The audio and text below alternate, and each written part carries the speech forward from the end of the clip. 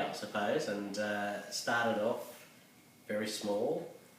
I didn't put in much capital into the business to start with, which is something I could try from home and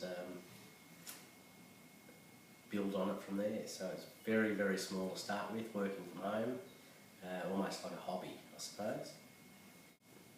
It's a big risk, big opportunities, I suppose.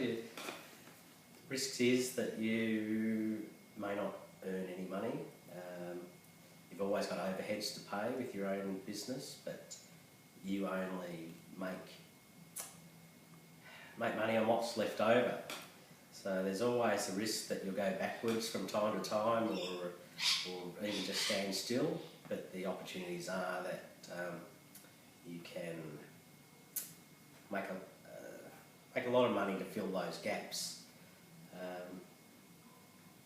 That's probably the best opportunity, I suppose. Is the harder you work, the more you're likely to make.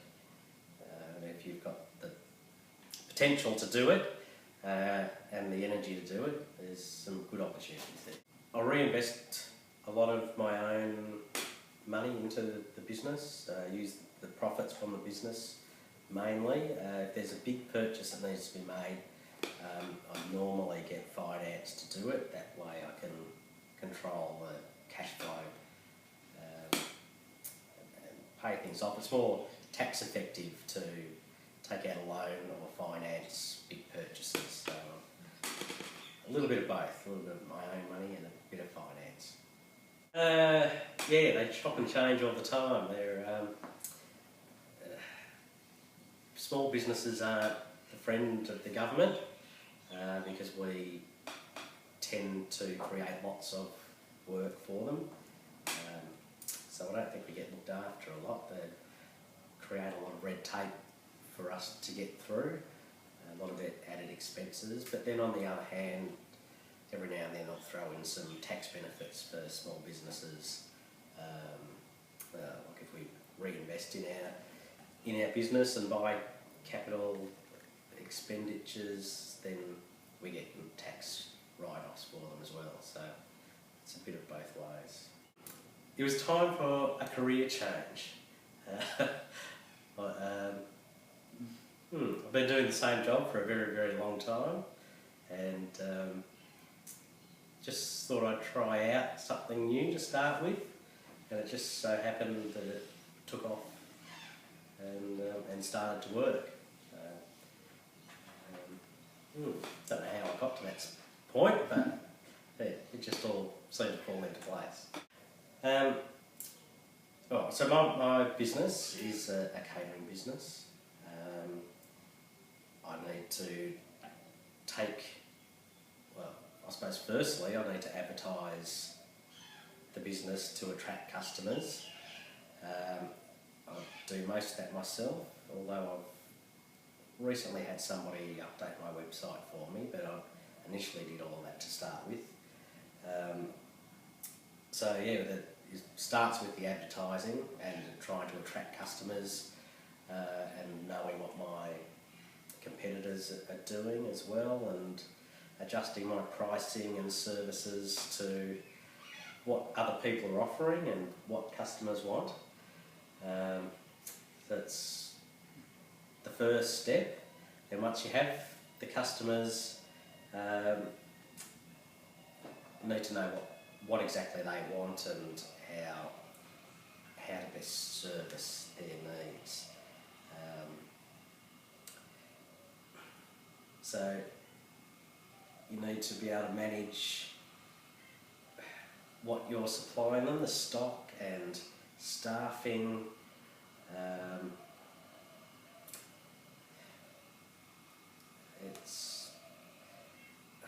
There's also all the overheads involved to get that stock from the raw product to the end product. So you have to organise your premises and your equipment. It's a very, very long process of getting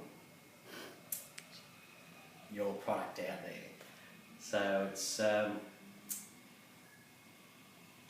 suppose once that hard work is done and you've got your customer, you've got your booking, you know what you've got to serve them. You still need to then get your staff on board. So you've also got to manage all your staff as well as your customers and your stock and your product. The staff's probably the hardest thing to organise, and get them on time, get their rosters done, get their pays done properly. And what else is there? If you've got a small business, you really have to manage everything. From all those beginnings to the final providing the product to your customer and processing their payments, doing all the invoices, all the accounts, your BAS statements to the government, and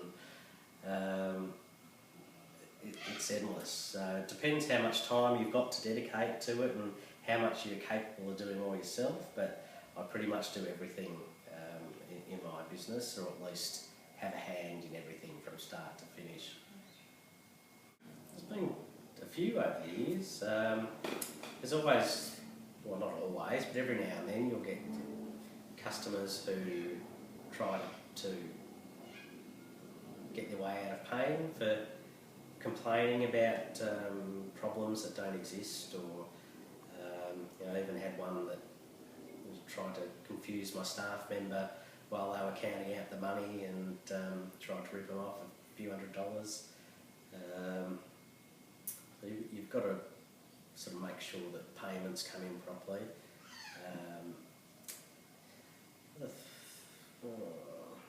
The other sort of main one I had was quite a few years ago. Another catering company that had a similar name to me, after a few years, they had forgotten to renew their business name and all that sort of stuff. So when I started mine, I was able to start my business with the name that I wanted. A few years later, they suddenly realised that they couldn't renew theirs because mine conflicted with theirs. So they sort of sued me for the name rights and my website rights. Luckily I won that, but still there's $5,000 later in a solicitor's pocket to get it sorted out. So yeah, there's those sorts of things, but really not too many other, I suppose, threats to the way the business runs. Yes, I have lots of issues involving staff. They are the biggest problem in the world, although they can, they're the ones that get your business going. They also create the biggest problems. Getting them to be on time or show up at all, making mistakes. You can only expect that your business will run at like 90% of what it should if you were doing everything yourself. Just to expect the mistakes that they're going to make. The damage to equipment, all these sorts of things, as they don't take care of things that are mine the way that I would. So things get damaged, and they occasionally annoy their customers because they might be in a bad mood, and it's not their livelihood that depends on their job. It's just a casual job. And then when you need to find new staff, that's also another headache, because there's so many less than capable people out there that apply for jobs. But I'll literally sift through 150, 200 applications if I advertise just for a casual position, and maybe 5 or 6 of them will even get an interview. The rest of them they've just got no idea of how to work or what a work ethic is. I've tried quite a few things over the years. My business, my customer base is normally people that only look for my services once in their lifetime, maybe 2, 3, and that's about it. Regular customers, maybe once a year, once every 6 months. best form of advertising that I have is just internet.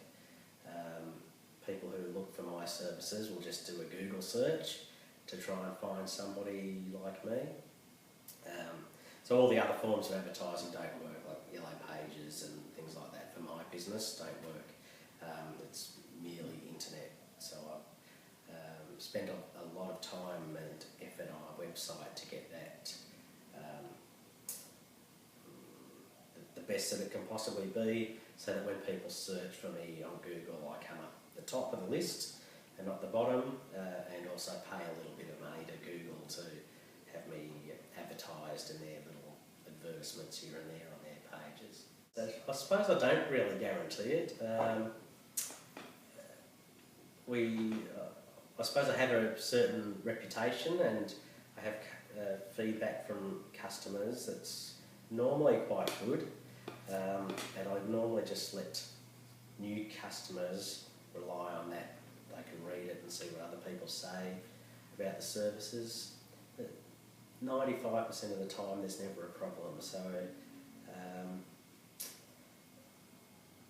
there's no formal guarantee that they'll get it, but then if something does go wrong, you still have to be ethical about it, and if you've made a mistake, then you need to be honest with the customer and maybe give them a refund or a discount or offer them something extra. But there's not really any guarantees. It's more of just hoping that everything goes right all the time.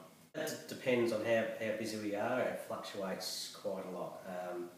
Anywhere from 30 hours a week when it's very slow and there's not much to do, to upwards of 60, 70, 80 hours a week if it's really, really busy. But it sort of evens itself out in the end, but yeah, some weeks are very, very busy. Yeah, yes and no. I wouldn't have it any other way now that I've done it, but it's very demanding. You can't really have any time off. I suppose it depends how big your business is. Mine is at that sort of medium stage where I still have to have complete control over everything that goes on. If I don't, then it sort of falls apart. So it's not quite big enough for me to be able to step away and leave it and have a break. I still need to, even on holidays when I'm overseas, have to check emails and customers every day or two. So it's in that way, it's very demanding. It's very hard work, but very rewarding because everything that you make from it is only what you've done for yourself. So, look, I probably wouldn't recommend having a small business to anybody. It really is hard work. I haven't worked as hard as this in my life ever. But to be successful, you have to do it. So it's really only the people that are self-motivated to succeed will actually succeed. I think the amount of small businesses that get past their first year is something like 5 or 10%, and then I think it halves again every year after that. So it's not many people can do it.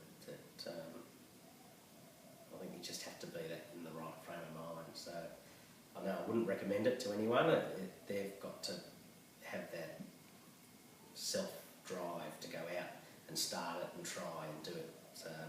Do it for themselves if it's something they really want to do. The lows are that you can never get away from it.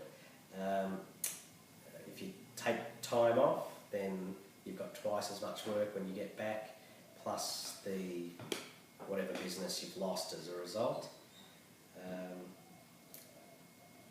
The highs, I suppose, are if you get yourself into that situation where you can afford to lose the business, then you can write your own schedule and roster, and I can still be very flexible and go out and play golf in the middle of the week if I want to, but I then have to make up for it later on. So I can organise my time the way I want to most of the time. Typical day starts with my days are sort of split into two. There's days that I have catering functions and there's days that I don't. So the ones that I don't, start off by checking my emails from customers, new customers and existing ones, if anything needs to be updated. Then going through all the finances to see if payments have been made by anybody and doing all the invoicing and bookkeeping. There's normally a lot of customer inquiries to answer, quite a bit of invoicing and quotes to do. So yeah, a lot of paperwork involved, and it's all a lot of data entry from stock that you've bought and expenses that you've had as well. So during the week, a lot of paperwork. The days that I have functions, which are normally the weekends, although sometimes midweek as well. The normal day I'd be getting up very early and cooking, preparing food, and getting everything packed so that my staff can take everything they need off to the different functions. So yeah, they're normally faster days, but a lot more intense and a lot more hard work. At the moment, I don't have any plans at all to expand or take it anywhere different than where it is at the moment. I'd really have to come up with something new and different to add on to what I'm currently doing. Every now and then things sort of just fall in your lap with different regular customers or people asking for different things that leads you to something small, but for now